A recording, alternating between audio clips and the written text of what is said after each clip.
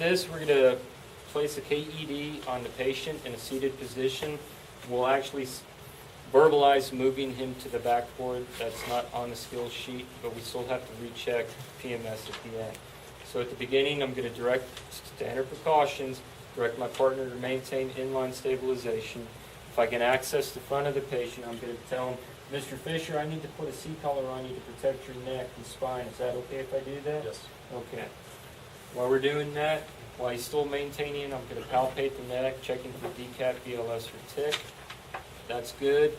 I'm going to visualize the front, trachea is midline, no JVD, no subacute emphysema, things are good. I'm going to check PMS beforehand. I'm going to check both pulses, squeeze my hands. Can you move your hands for me? Can you feel that when I touch? Yes. I'm going to do the same with the lower extremities as well. I'm going to measure for the C-collars we've done before. It's lucky. Since he's seated, I can apply the C-collar from the front position and bring it around.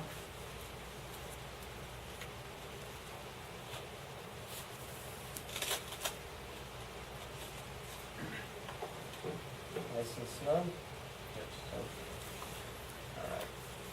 I'm getting ready to apply the KED at this point. Before I do that, if I have access to his back, I'm going to palpate his back for decap, BLS, for tick as well, as far as down as I can. Do you have any pain in there when I was pushing? Okay. Next, I'm going to slide the KED in behind him. Working with my partner here, I'm just going to kind of feed it up behind him. We're going to position it the best we can.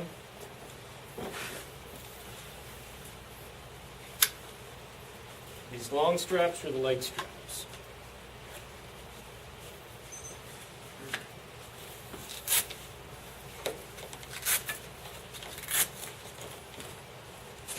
Okay, lift your arms for me, sir. Thank you.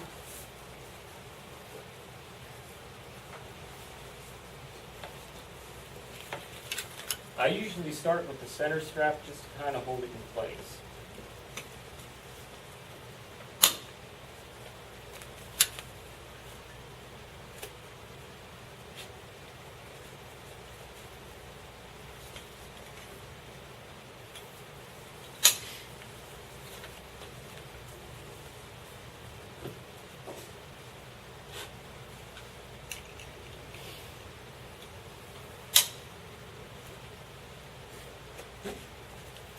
Okay, our next step is we want to tighten the torso.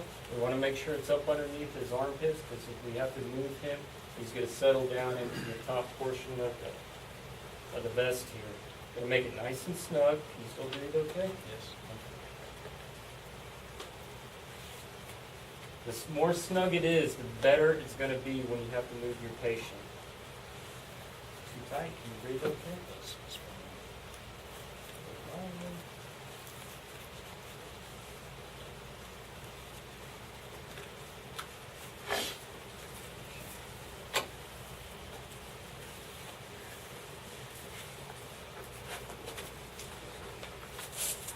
Okay, our next step is we need to pad the void behind his head. If y'all come around here, you'll see that there's a huge void behind his head in the back of the board.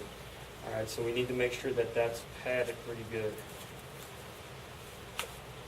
Now, we don't actually have to pad his head, but we have to pad the void. So this little padding you can bring in any direction. Once it's in that position, we're going to take our supplied straps. Sometimes tape works better than these. And just like we did before. Sir, I need to remove your glasses. Is that okay? That's fine. All right. Can you see without them? Yes. Okay.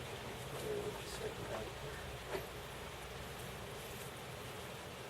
We're going to apply our strap. Again, my partner is still maintaining C-spine stabilization.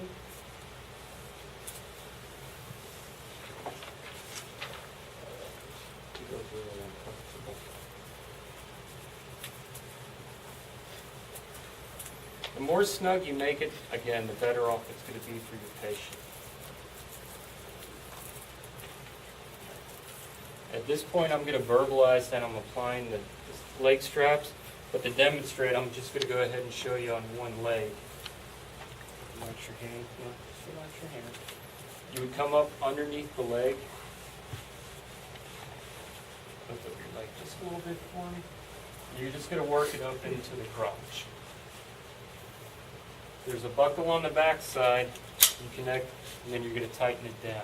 You want to make these as snug as possible, but not uncomfortable.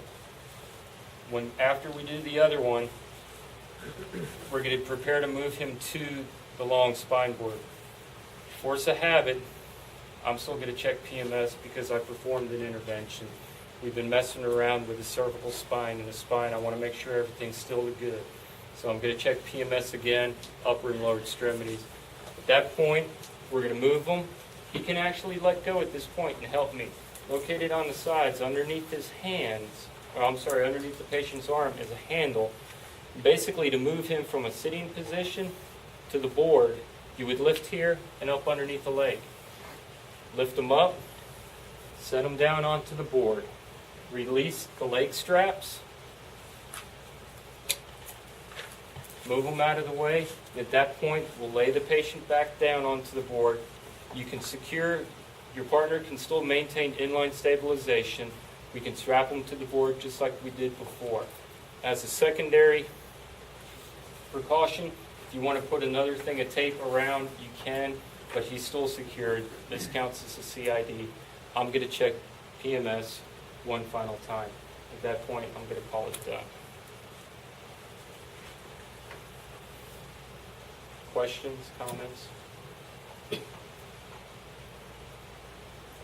So during the skill, we have to do the leg straps too? I just demonstrated how to do it. I honestly, I don't know if it says adjust. It just says the torso, but I don't know. Right. Right, it doesn't say, but I wanted you to be able to see how the leg straps go on. Obviously, your skill sheet doesn't say that you have to do the leg straps, but if you have to put one of these on, you need to know how to put it on, plain and simple. And then you need to know how to take them off when you get ready to lay your patient down. Any other questions? Where it says evaluate torso fixation and just as necessary, are those the three belts? These are the three straps. You want to secure your torso straps before you... Remember like we did on the long spine board, secure the torso, then the head. When you lay your patient down, you may have to readjust these again. You may have to snug them up a little bit more.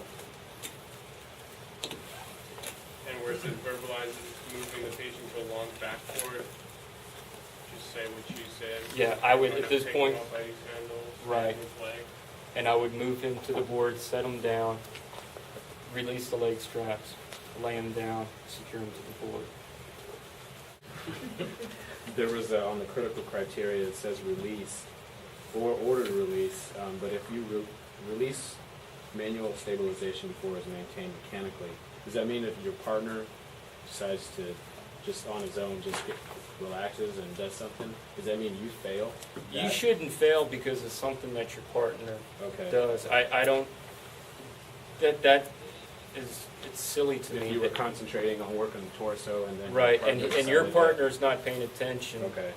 If your partner's not following your direction, you shouldn't fail because of your partner's inept qualities as a basic unit. Any other questions? Or when it says excessive movement, I mean, is there, you're going to come and you're going to check the straps for movement. Look, I mean, it's going to be snug, but is there a standard, number, excessive movement? I mean, you fit one finger in. No. What they mean by excessive movement is that when he's sitting in here and I want to tighten these down and I do and your whole patient's being jostled about, that's excessive movement. On the long spine board, moving your patient, a lot of times you'll see people have a tendency to just want to shove them into the middle. That's excessive. You need to work in unison. If you're doing small little tugs to tighten it down, as long as you're not jostling your patient, I wouldn't consider that excessive.